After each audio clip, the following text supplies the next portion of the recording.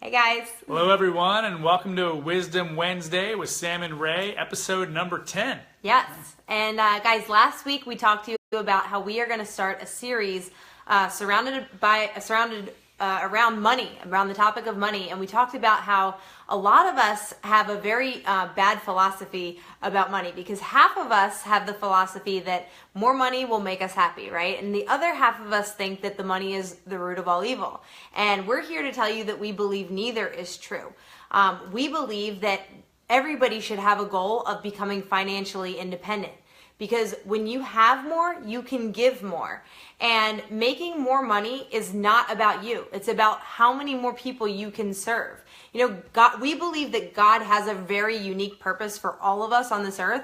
But if we are constantly burdened and stressed by just how we're going to pay the bills, how we're going to pay our mortgage, our car payments, you need a new tire all of a sudden, and now you got to figure out how you're going to pay for that. If that's all we're ever thinking about is that next thing we have to pay for, do you think that there's going to be any time or space in our brains to think about God's purpose for us on this planet? I don't think so. So making more money is not actually the goal.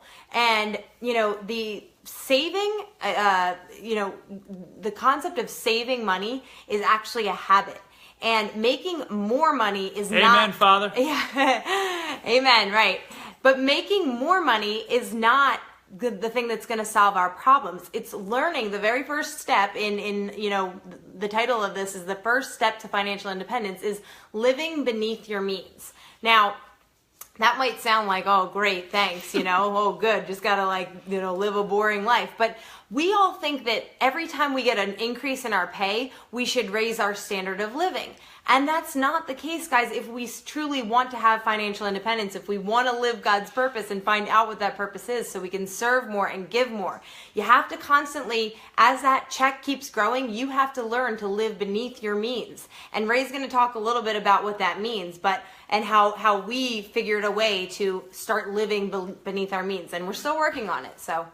Yeah, absolutely. So, that concept of living beneath your means, it was foreign to us for a little while. Now, Samantha and I were both active duty for 5 years, so that means for 5 years we had two fantastic incomes coming in, right? Yeah, dual income. Sam was a captain, I was a lieutenant, and we never budgeted. And we were given a book. This is on us. We were given a book pretty much right when we got married. Yeah. It took us a little bit of time to actually. Thanks, Mom. If you want to know the book, comment book, and we'll send you what book it was. Yeah. But it took us a long time to actually read it. And when we did finally wise up and read it, this principle became less foreign. And it really woke us up because, not in a million years would we have thought that we were living a lavish lifestyle or extravagant lifestyle. Sam drove an Accord. I drove a car that was paid off. We weren't spending a whole lot of money living crazy lifestyle, right? No. But what we did realize that by not budgeting and not only tracking, not only budgeting, but also assigning where our money went and tracking where it went, we ended up spending it inadvertently month after month after month, living hand to fist. Yeah, just as fast as we were making it. We were spending money hand over fist. So by the end of the month, we weren't broke. It didn't feel like we were broke, but at the end of the month, there wasn't any money left to do anything else. So we realized that, and what this really left us with was it left us with some debt. And it left us with, financial stress on marriages, and also a lot of blockage in our brain from doing other things that actually matter. Yeah. Our brain was occupied with stress and finances. So we realized when we read this book that, we realized this principle. Okay, it doesn't matter if you're making $1 million a year and you spend $1 million a year, you're just as broke as someone who makes $20,000 a year and spends $20,000 a year, okay? So we realized that you could be making $100,000 a year, but if you only spend 80 of it, you're way better off than the guy who's making $2 million a year spending $2 million a year. Yeah, because you got a 20 grand surplus. Exactly. So, once we sort of embodied this, we literally, and we have for the last 5 years, we track every single dollar that comes into us at the beginning of every month. So at the beginning of every month, hey Jeff, what's up? Hey Shirley, thanks for hopping on. Hey guys. So literally at the beginning of every month, we know exactly where every dollar is going to. Starting with our tithing, through every single bill we pay, all the way down to groceries. Every single dollar is accounted for. Once those things that we need to pay to live, to keep the lights on, and to tithe, once that's taken care of, and to feed our kids. We do feed our kids. We do feed our kids too, and they eat pretty well. But as soon as that's done, every single other penny isn't just, oh, this is our fun money, we'll do whatever with. No, every single dollar, every single penny has an exact purpose, has an exact assignment. Whether hey Tim, what's going on? Thanks for hopping on.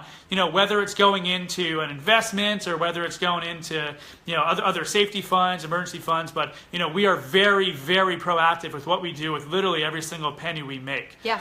And Ray has made an awesome spreadsheet.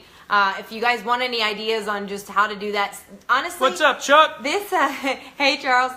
This may be a very common concept for people. Just having a budget. But we talk to a lot of people, and they say that they don't have an actual budget. They kind of just they just spend whatever money they make, right? Well, we just want to help people get on the path of not constantly living in quicksand and keep digging more holes. And we've found this to be very helpful. So Ray has made an awesome spreadsheet. We literally sit down, we talk about it, at the beginning of every month, and just allot our money. And it's been so helpful. Again, if you guys want to know what that book is that we read that was a big, pivotal moment for us in just looking at this strategy of budgeting, we'll drop it in the comments below. But there's lots of books. Just read them and actually take action on them. That's the bottom line. And remember, what you focus on grows. Thanks for hopping on, Lauren. Good to see you. Yeah. Hey, Lauren. Hope you're safe down in Florida. Hope you're getting out of there, hopefully. Anyway, guys, thanks for tuning in. And next week we will be back here with Wisdom Wednesday with Sam and Ray with another topic around money. So have a great night and God bless. God bless, guys. See ya.